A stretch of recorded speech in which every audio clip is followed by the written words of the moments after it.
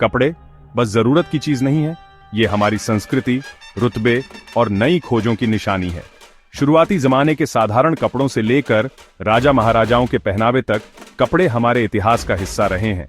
ये धागों की कहानी सिर्फ फैशन की नहीं, बल्कि तकनीक, अर्थव्यवस्था और समाज के बदलते मूल्यों की भी है। कपड़ों का सफर इंसानों के सफर जैसा है। प्राकृतिक रेशों की खोज से लेकर नए जमाने के कपड़ों तक हर दौर ने हमारे पहनावे पर अपनी छाप छोड़ी है।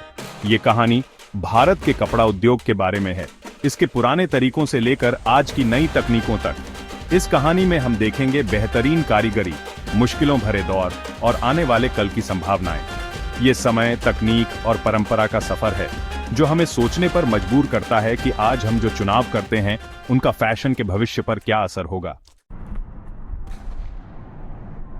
चलिए समय में पीछे जाते हैं सिंधु घाटी सभ्यता में, जो इंसानी दिमाग की अनोखी खोजों का केंद्र थी, और देखते हैं उनके कपड़ा बनाने के कमाल के तरीके।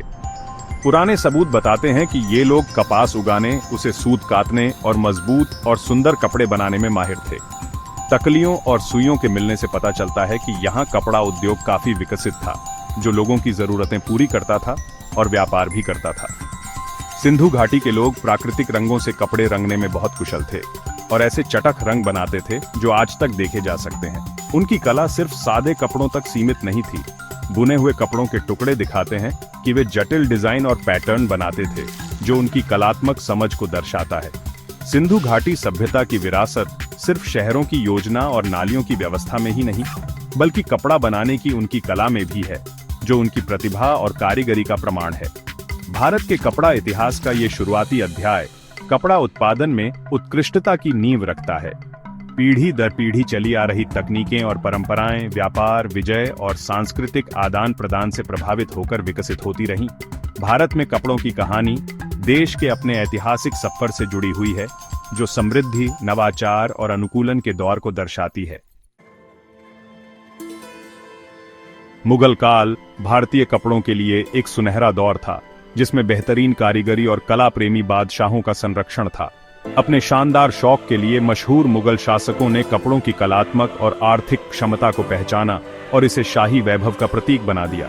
शाही कारखाने, जिन्हें कारखाना कहा जाता था, उत्कृष्टता के केंद्र बन गए, जो पूरे साम्राज्य और बाहर से कुशल कारीगरों को आकर्षित करते थे।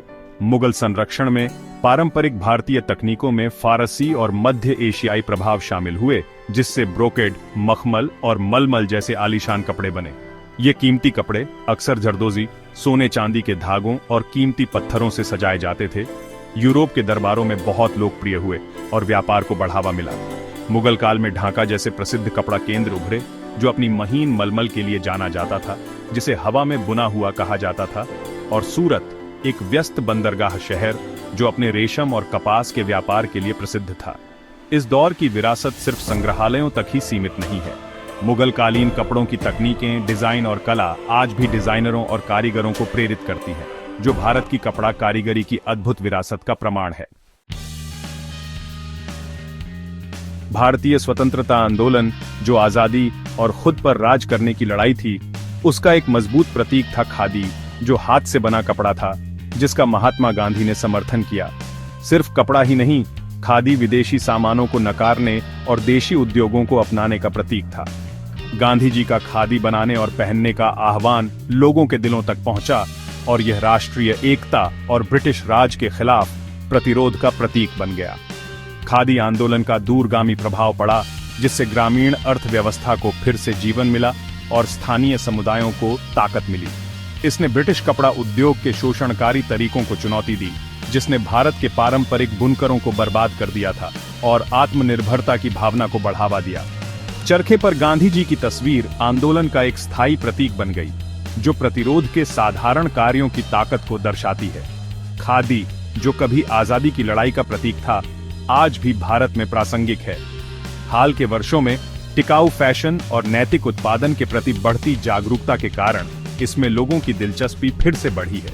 डिजाइनर अब खादी को आधुनिक डिजाइनों में शामिल कर रहे हैं। इसकी बहुमुखी प्रतिभा और कालातीत अपील को प्रदर्शित करते हैं। खादी की कहानी कपड़ा, राजनीति और सामाजिक परिवर्तन के गहरे संबंधों की याद दिलाती है, जो राष्ट्रीय पहचान और आकांक्षाओं को दर्शाने के लिए कपड़ों की ताकत को प्रदर्शित करती है।